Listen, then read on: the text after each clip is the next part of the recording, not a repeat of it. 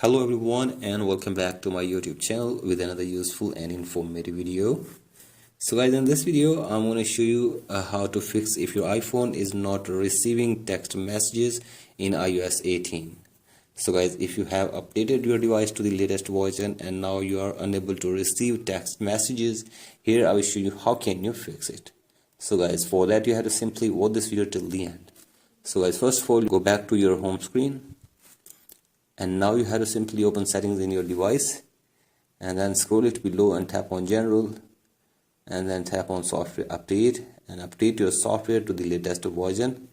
Right now if there is any update available for you, simply update it, and after this scroll it below and tap on date and time and set your date and time from here. So guys, do this and tap on language and region, tap on region and select your country or region correctly. So guys, do this, and after this tap on VPN and device management and make sure that there is no connected VPN on your device. So guys, do this, and now you have to simply force restart your device for one time as well.